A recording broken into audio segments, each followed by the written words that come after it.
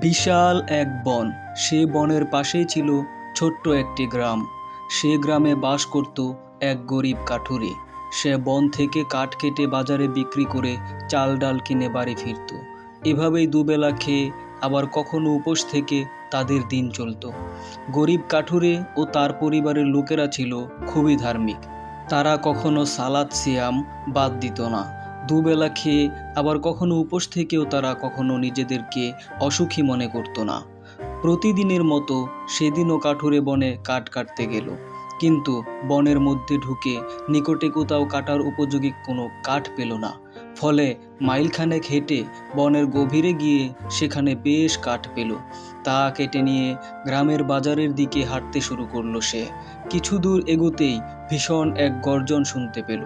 ভয়ে কাঠুরের বুক হিম হয়ে গেল, কারণ একটা নদী এই বনকে দ্বিখণ্ডিত করেছে, আর নদীর ওপারে রয়েছে অনেক বাঘ। অনেক সময় বাঘ নদী পার হয়ে এসে কাঠুরে ও শিকারীদের উপর হামলা করে। কাঠুরে শব্দটি পুনরায় শুনতে পেল, কিন্তু তার নিকট শব্দটি বড় করুণ বলে মনে হলো।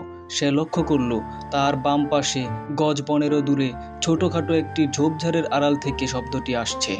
কাঠুরে মাথার বোঝা মাটিতে রেখে কুঠারটির সামনে বাগিয়ে এগিয়ে নিয়ে চলল। তারপর ঝোপের নিকটে পৌঁছে দেখল বিশাল একটা শিয়াল ক্ষতবিক্ষত অবস্থায় পড়ে সেখানে কাতরাচ্ছে।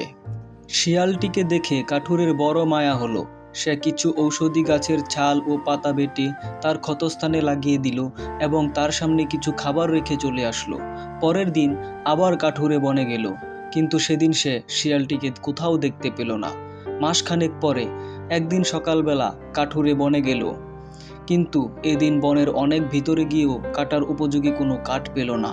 তাই বনের গভীরে এসে যা পেল তা নিয়ে গ্রামের বাজারের দিকে এগিয়ে চলল। হঠাৎ তার সামনে বড় একটি ছোরা হাতে উপস্থিত হলো এক বনদস্যু। এই বনদস্যু পাশের গ্রামে বাস করত। একদিন অসুস্থ অবস্থায় সে বনের মাঝে বেহুশ হয়ে পড়েছিল। কাঠুরে তাকে বাড়িতে নিয়ে সেবা যত্ন করে। সুস্থ হয়ে সে কাঠুরের বাড়ি থেকে যাওয়ার সময় কিছু প্রয়োজনীয় জিনিস চুরি করে নিয়ে যায়।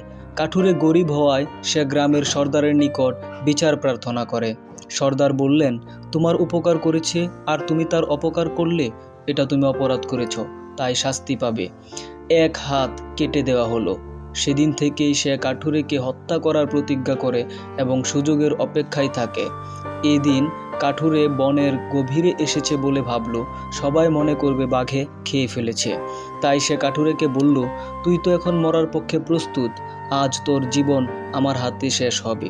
চরিত্রহীন সেই লোক ছুরি নিয়ে কাঠুরের দিকে এগিয়ে আসলো। কাঠুরেও ভয় পেল না, বলল, দস্যু, আল্লাহ না চাইলে কেউ আমাকে হত্যা করতে পারে না।